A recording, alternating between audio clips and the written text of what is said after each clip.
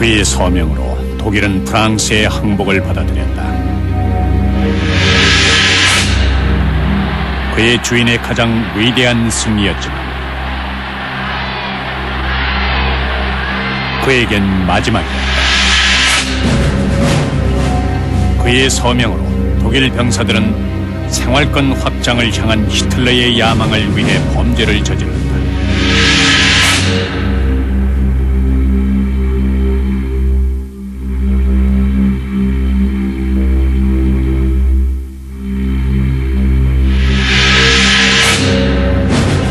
독일이 항복하겠다는 그의 서명으로 전리품을 놓치는 악몽에서 깨어났다.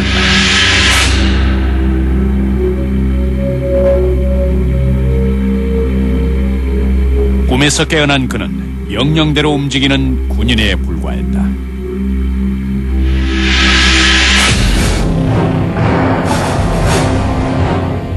그는 아주 강렬한 인상을 풍기는 사람이었어요.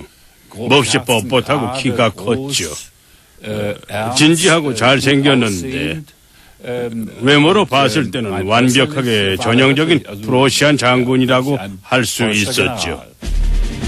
윌헬름 칼테르는 독일군 최고 사령부 사령관이었다. 무분별한 복종이 초래한 전쟁 범죄는 셀 수 없을 정도였다. 명령과 방종의 차이점을 제대로 알고는 있었을까? 칼테르 주인에게 충성을 다하는 숭배자였어요. 숭배 카이테르라는 별명도 있었죠. 우린 전부 그의 별명을 불렀어요. Es ist tragisch, einsehen zu müssen, dass das Beste, was ich als Soldat zu geben hatte, Gehorsam und Treue für nicht erkennbare Absichten ausgenutzt wurde. 카이테르는 예스맨이었어요. 히틀러를 숭배했죠. 국방군의 다방면에서 천재성을 발휘했어요. 히틀러를 실망시킨 적이 한 번도 없었죠. 사관 후보생으로 입대했다. 카이텔은 맨 처음 카이적의 복종을 맹세했다. 세계가 독일을 본보기로 삼아야 하며 장교들이 무조건 복종하기를 바라는 독일 황제였다. 카이텔처럼. 비서로 일하다 보면 자연스럽게 자신이 모시는 상사가 특별히 흥미롭게 여기는 분야가 무엇인지 알게 되는 경우가 아주 흔하죠. 예컨대 음악이나 종교라든지 또는 철학이나 건축 같은 것들 말이죠. 하지만 그의 관심사는 오직 군인 한 가지뿐이었어요. 취미와는 거리가 멀었다. 1차 대전에 참전한 카이텔은 최연소 대위였으며 뛰어난 조직가로서 전투에 투입되지 않았다. 다른 사람들처럼 독일의 승리가 불가능하다는 사실을 깨닫지 못했다.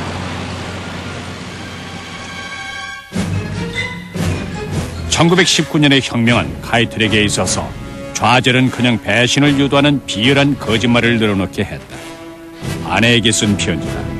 파괴된 나라를 겨우 며칠 만에 재건할 정도로 우리가 젊다니 정말 다행이지 않소. 그 시간이 올 때까지 그는 하르츠산의 기슭에 있는 부모의 농장에서 지내려 했다. 하지만 가족의 반대에 부딪혔다. 농사를 지을 생각이었던 것 같아요. 그의 아버지가 돌아가시자 당연히 아버지 재산을 이어받아야 한다고 생각했지만 그의 어머니와 여동생이 내주질 않았죠. 그래서 어머니와 여동생은 그대로 그 집에 살고 농사를 지으려던 생각을 포기해야 했어요. 무엇보다도 그의 아내는 농부의 아내가 되고 싶지 않았다. 베를린은 이제 바이마르 공화국의 수도이므로 더 이상 군인이 있을 필요가 없었다. 베르사유 조약은 독일군 수를 10만 명을 제한했는데 이는 민주주의자들까지도 너무 적다고 생각했다. 카이텔은 국방부에서 비밀리에 군의 규모를 증가하는 데 열성적이었다. 중장무기 사용이 금지됐기 때문에 나무와 판자로 훈련해야 했다. 하지만 비밀리에 다음 전쟁을 준비하고 있었다. 강철과 백제 사단을 앞세워 독일 동부의 국경선을 수정했다. 조직자가 필요했다. 1929년 카이텔은 독일군 총참모부로 발령받아 이곳에서 3년 반 동안 성실하게 기획 업무를 담당했어요. 그 결과 카이텔은 독일군 재무장의 주요 인물이 됐습니다. 남들이 과거의 영광을 되새길 때 카이텔은 미래를 바라보았다. 아직은 그도 보통 장교에 지나지 않았다. 매력적이고 멋지고 아주 친절하고 예의 바른 금발머리의 독일인이었습니다. 처음 보는 사람들은 그의 성격이 아주 밝을 거라는 인상을 받곤 했어요. 정말 밝은지는 모르지만 아무튼 그렇게 보였어요. 그러나 힘든 업무에 매달리면서 인상이 점점 굳어졌다.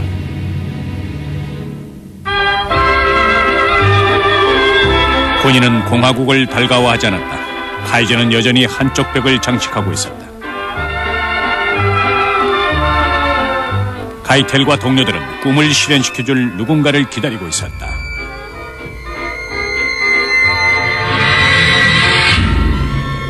이 남자였을까? 반바지 차림으로 서 있는 이 상병은 비웃음을 사기에 충분했다.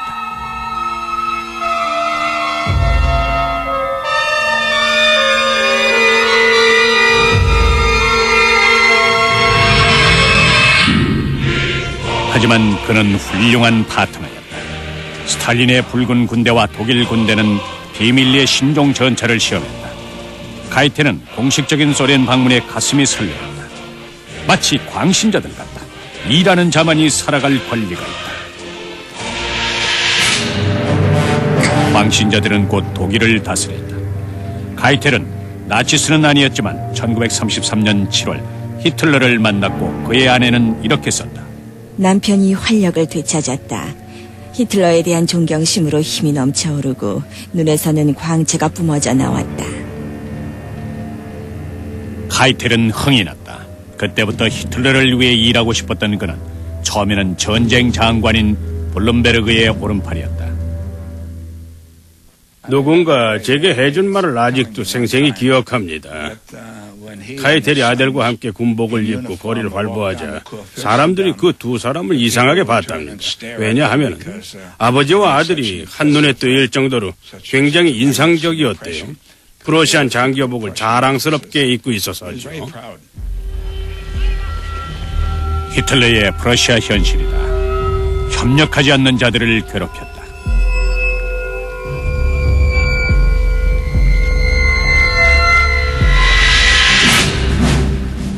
국방부는 카이텔의 지시대로 히틀러에게 협력했다. 총통의 명령에 따르겠다라는 모토를 군대에 적용시켰다. 카이텔은 비나치스 군인들을 잡아서 게슈타포에 넘겼다.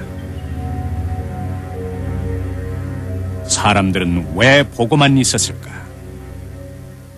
군비를 확장하던 초기는 36개 사단의 재군비와 관련된 여러 가지 사항들 때문에 모두들 눈코 뜰 새 없이 바쁘게 일만 하던 때였죠. 따라서 그밖에 다른 일에는 거의 신경 쓸 시간이 없었습니다. 변명이 아니라 참견하고 싶어도 못했어요. 나치스는 오락으로 세계를 감탄시켰다. 1936년 전쟁 도발자들은 평화의 축제인 올림픽을 개최했다. 카이텔은 올림픽촌을 설계한 공으로 히틀러 바로 뒤에서 경기장에 입장했다. 올림픽 개최 직전 히틀러는 4년 이내에 전쟁 준비를 마치라는 특별 지시를 내렸다. 이 여인 그리트 그룬이 카이텔을 승진하게 해줬다. 1938년 상관인 블루베르그가 그녀와 결혼했기 때문이다. 제3제국의 최고 군인은 제2의 청춘을 맞이했다. 인생의 노년기에 사랑에 빠지는 남자들은 대부분 불행해지지요. 하지만 블룸베르그는 국가의 우두머리에게 자신의 결혼식에 참석해달라고 부탁했습니다. 그는 아내가 누군지 알고 있었기 때문이죠. 히틀러는 흔쾌히 승낙했어요. 좋아. 자네의 증인이 돼주지 걱정 마. 그리고 육군 원수가 두 번째 증인이 돼줄 걸세. 제3제국의 1인자와 2인자는 결혼식 참석을 좋아했다. 괴링의 결혼식에도 참석했다. 하지만 그 후 한 서류 기록에 블룸베르그의 새 신부가 한때 포르노 모델이었다는 치욕적인 과거가 드러났다.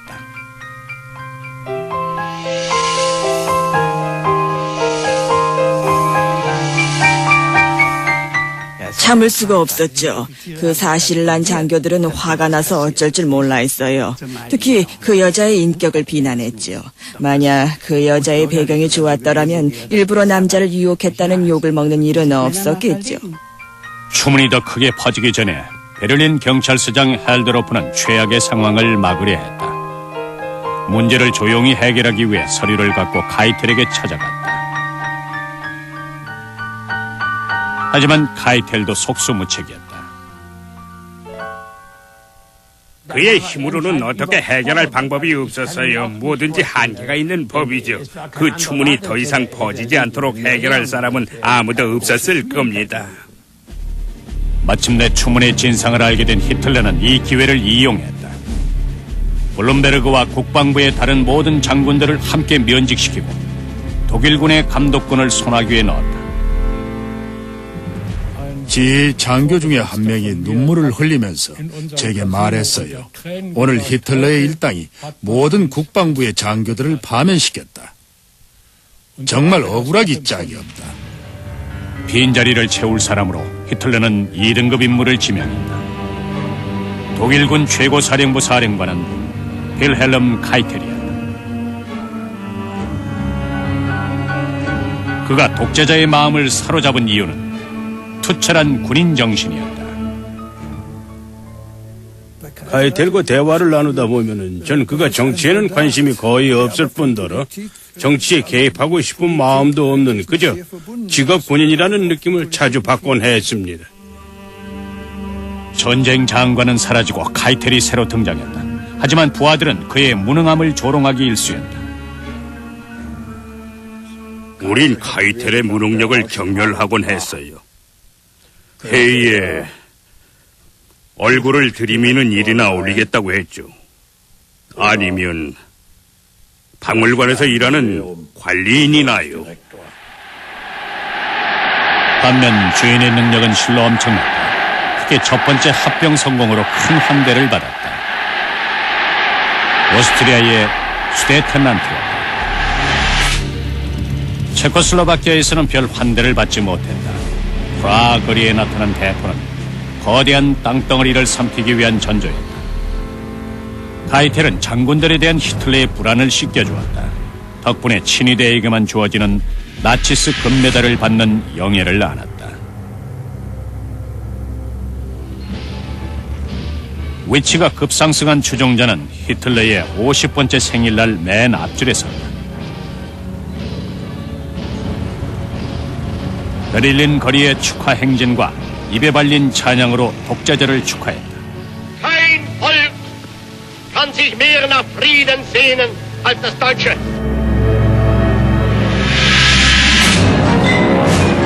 1939년 9월 1일 폴란드를 침공했다. 독일군은 카이텔이 동료들과 10년 전에 세운 전술을 완벽하게 수행했다. 무기도 다양했다. 전차에서 1차 대전의 기병대까지 무기에 뒤떨어진 성능을 우려하던 카이텔은 두 전선에서 뜻밖의 승리를 거두자 겨우 안심할 수 있었다. 이제 그의 신경에 거슬리는 것은 선전포고를 하지 않은 일이었다. 왜 미루는지 알 수가 없었다. 하지만 곧 책상에 앉아 자신의 임무를 수행했다. 히틀러는 명령을, 카이텔은 서명했다. 점령 지역의 게릴라군과 유태인을 깨끗이 청소하라는 명령이었다. 친위대의 보안대에 의해 후방에서도 무자비한 살인이 시작됐다. 독일군에겐 실권이 없었다. 독일군 장교인 대위가 말했어요. 여기에 유태인들이 숨어 있어. 추방합시다. 그러자 친위대원 중에 한 명이 유태인들을 문 밖으로 내보내고 장교에게 이렇게 말했어요. 유태인에게 그걸론 충분하지 않소. 그리고는 다른 진위 대원이 들고 있던 막대기를 빼앗았어. 한 유태인 여자에게 다가가더니 마구잡이로 여자를 때리기 시작을 했습니다.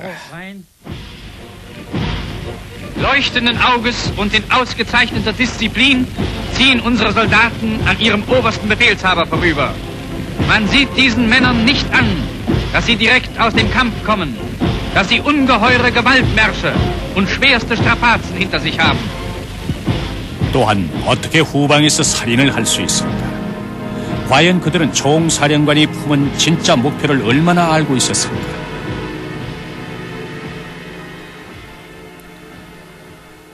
물론 살인에 대한 소문이 무성했죠. 직접 보고 들었다는 사람도 있었습니다. 하지만 전선에 나가 있는 동안 너무 바빠서 정신이 하나도 없었어요. 후방에 신경을 쓸 여유가 없었어요. 국방부는 매우 빠른 속도로 유럽의 절반을 횡단하고 있었기 때문에 물어볼 시간이 없었다. 전격전은 프랑스에서도 성공을 거두었다.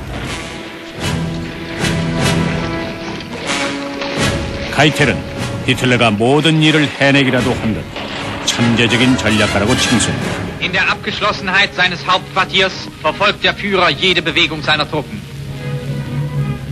히틀러의 숭배자 카이텔은 최초의 국방군 보고서에 이렇게 썼다. Die Initiative dieser gigantischen Operationen liegt ausschließlich in der Hand des Führers. 숭배자는 자신을 드러내는 것도 잊지 않았다. An seiner Seite Generaloberst Keitel und Generalmajor Jodl. 승리를 거두는데 국방군 최고 사령관이 어느 정도 기여했을까? 그렇지 않았어요. 히틀러는 오직 행정적인 문제에 대해서만 그와 상의했습니다. 군대 문제라면 기껏해야 무기 정도였죠.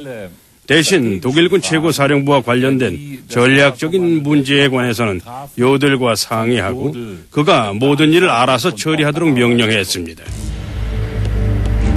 히틀러의 국방군 전략가 알프레드 요들은 히틀러가 아마추어라는 걸 알고는 있었지만 자신의 의견을 주장하지 않았다. 남편은 국가를 위해 충성을 다했어요. 그는 자신과 카이텔이 같은 배에 타고 있어서 죽어도 같이 죽고 살아도 같이 산다고 생각했어요. 그러니 서로를 위해서 동지가 될 수밖에요. 두 동지는 프랑스 전쟁 승리를 축하하기 위해 프랑스의 휴전을 요청했던 장소의 모습을 나타냈다. 히틀러는 단지 걷는 역할만 했다. 카이텔은 승리자로서 1918년의 수모를 갚았다.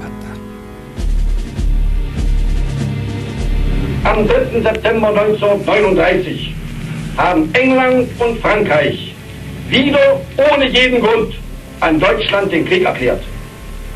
Nun ist die Entscheidung der Waffen gefallen. 역사를 왜곡하는 것도 승리자의 특권이었다. 히틀러의 비전투 장군은 육군 원수가 됐다. 분수에 넘치는 계급이었죠. 네, 장군도 과분했어요. 추종자의 새로운 임무는 주인과 훨씬 더 가깝게 했다. 이제 그는 매일 주인을 만날 수 있게 됐다. 그가 히틀러를 역사상 가장 위대한 지휘관이라고 칭송한 것도 당연했다. 우린 위대한 지휘관이라는 말을 흉내내면서 그를 비웃었습니다. 그리고 전략에 관한 천재성을 발휘한 히틀러는 그 소련으로 생활권을 확장해야 한다며 떠났습니다. 천재가 추구한 목적은 소련으로의 생활권을 확장하는 것이었다. 많은 장군들이 조심스럽게 말렸음에도 불구하고 소련과의 전쟁을 일으켰다. 심지어 카이텔도 처음에는 나폴레옹의 운명을 빗대어서 경고하는 메모를 보냈다. 결국 히틀러의 진짜 목표를 알고 있었음에도 복종했다. 도덕이나 국제법률에 의해서도 통제되지 않는 모든 규칙을 무시했다. 그의 인종전쟁은 산멸전이었다. 오버잘츠 베르크 아래서 히틀러는 최고사령부 장관인 그의 추종자를 양심의 가책을 느끼지 않는 전쟁 범죄자로 만들었다. 히틀러는 사법권 법령을 명령했고 카이텔은 서명했다. 동부에서 독일 군인이 절도나 살해해도 그들을 기소할 약정조차 없는 백지 위임장이었다.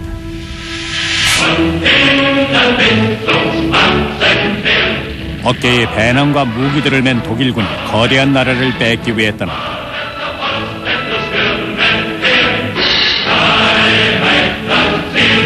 선동가를 만들어 승리에 대한 열기와 확신을 불러일으켰다.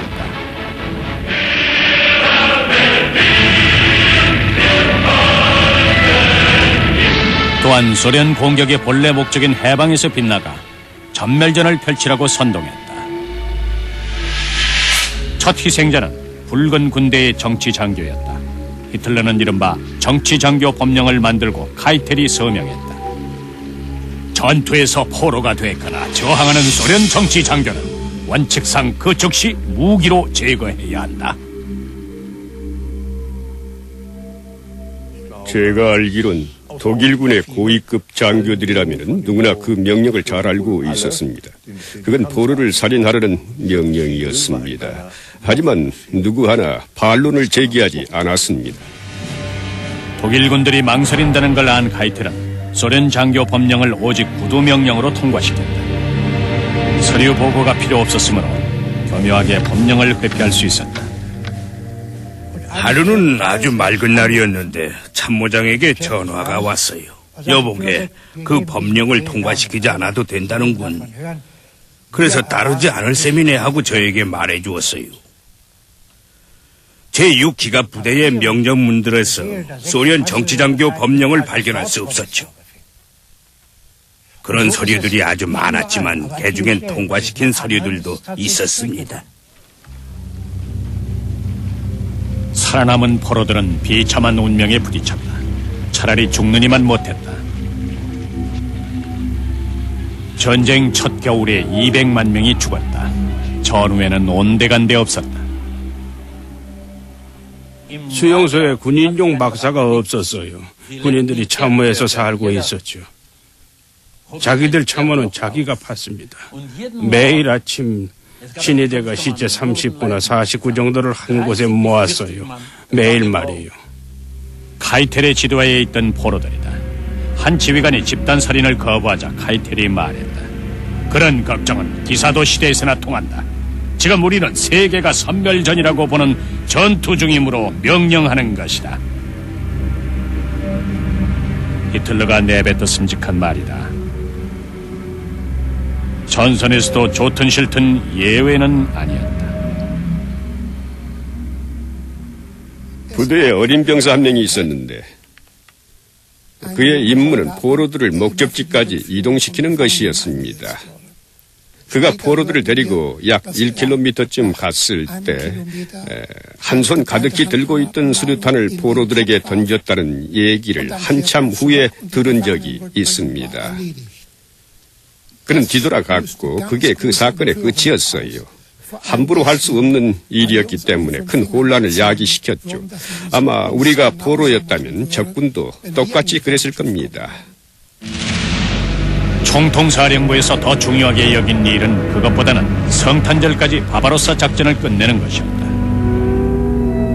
철근 콘크리트 건물의 지하로 피한 히틀러와 측근이 현실을 알 리 없었다. 소련 측이 포로 협상을 거절함으로써 수백만 명의 독일군 또한 사형 선고를 받은 셈이었다.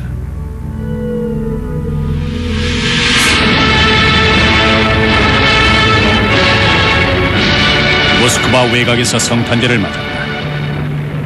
소련과의 첫 대패는 종전의 시작이었다.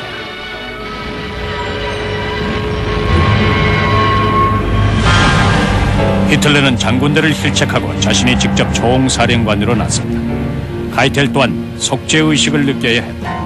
모욕감을 느낀 그는 사표를 내고 자살하기로 마음을 굳혔다.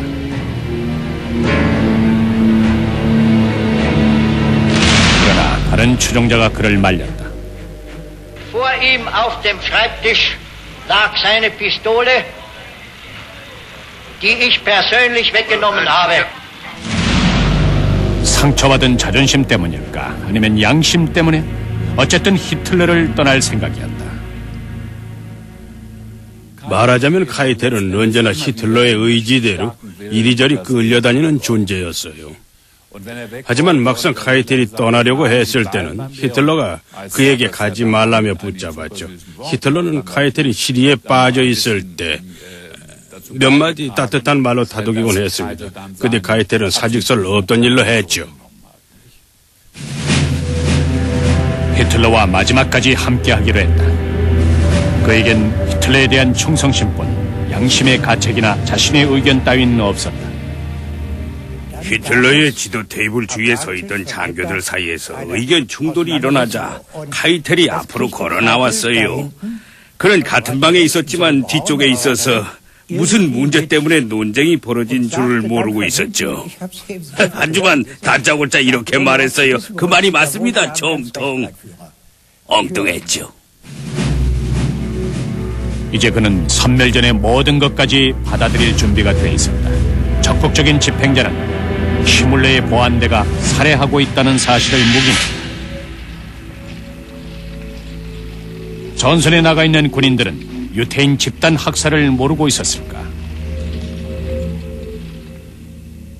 사람들은 생사의 한복판에 서 있는 군인들이 후방에서 어떤 전쟁 범죄가 일어나는지 당연히 알 거라고 생각하더군요.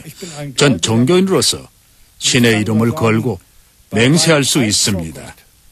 전 모르고 있었어요. 나중에 포로 수용소에 가서야 그런 일들이 있었다는 걸 알게 됐죠. 알았을까? 모르고 있었을까? 알고 싶지 않았던 것일까? 친위대는 국방군의 지원에 크게 의존했다. 그들이 원조를 요청할 때마다 응해줘야 했어요. 그래서 여기저기에 있던 군부대와 비밀 경찰들이 그들을 원조하기 위해서 어쩔 수 없이 끌려다니기 일쑤였어요. 참 귀찮았죠. 지원 요청이다. 특별 임무까지 배정됐다. 군인에게 살인 명령을 내렸던 것이다. 기관총을 테스트하고 싶은 지원자가 없냐고 물어봤어요. 다들 꺼림칙했기 때문에 아무도 지원하지 않았죠. 굳이 다른 부대를 위해서 기관총을 테스트할 이유가 없었으니까요. 한 남자가 지원했습니다. 그가 돌아왔을 땐 술에 잔뜩 취해 있었죠. 그는 우리에게 포로들이 총살당했다고 말했습니다. 유격대원도 인질도 아닌 민간인을 살해할 필요가 있었을까? 세르비아에서 독일군이 찍은 필름이다.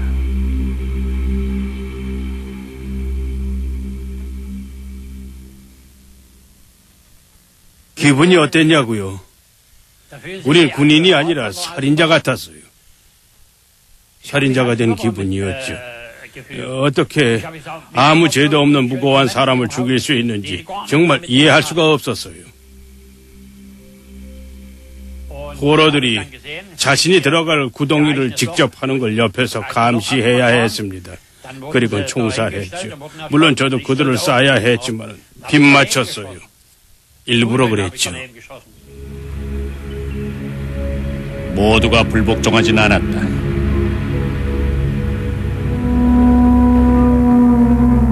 이 사진은 히틀러에게 보고되진 않았다. 알라그자의 암살자는 자신의 만행을 확인하지 않았다.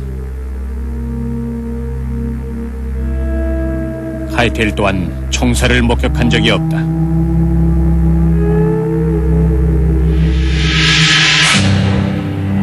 주인과 추종자는 병사를 방문하는 걸 좋아했다. 새로 충원된 신병은 인간 대포알바지였다.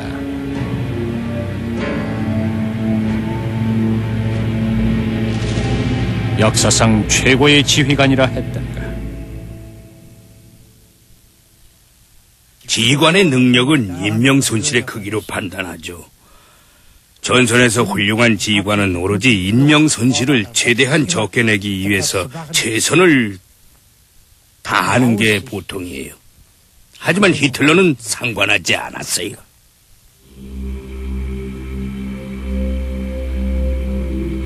전선에 못지않게 후방에서도 많은 사람이 죽었다.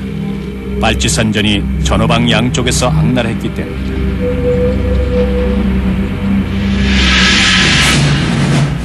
카이텔은 여자와 아이들에게도 냉혹한 처벌을 가해야 한다고 주장했다. 게릴라군을 잡기 위해서는 주민들을 위협하는 것이 배수라는 논리였다.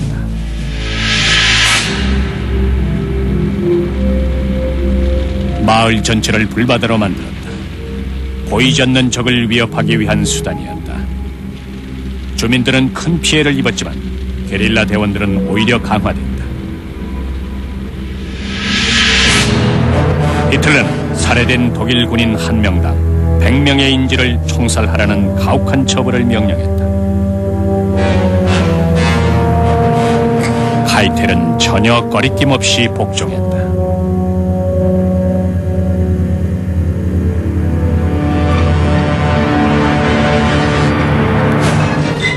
(1944년) 폭탄이 독일 도시를 쑥대밭으로 만들어 놓았고 군인은 물론 많은 시민들이 죽음을 맞이했다. 서부를 침략하여 두 전선에서 전쟁을 치렀다. 동부 전선의 거의 모든 독일 집단군이 포로가 됐다.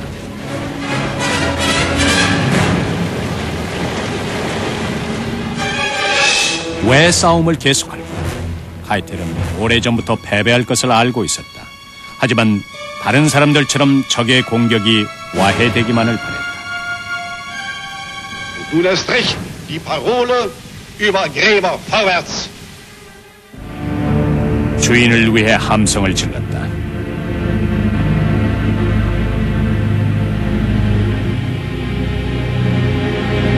이들이 그 값을 치러야 했다.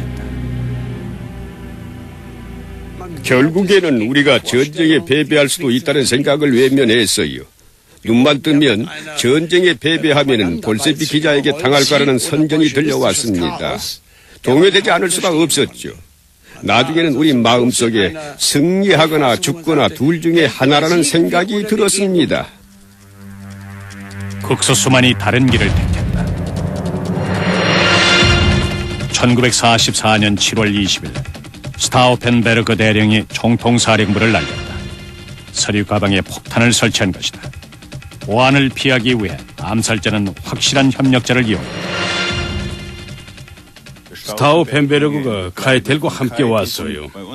당시에 우리는 카이텔과 동반하는 사람이 누구든 안으로 들어갈 때는 검사하지 말라는 명령을 받았기 때문에 그냥 들여보냈습니다.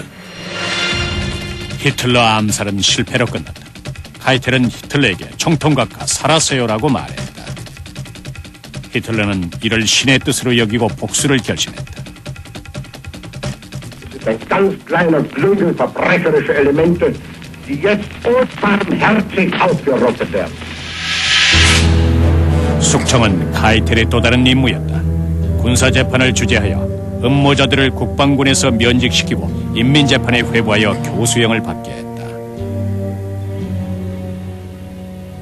재판을 진행하던 사람들은 아주 열성적으로 히틀러가 원하는 대로 했습니다.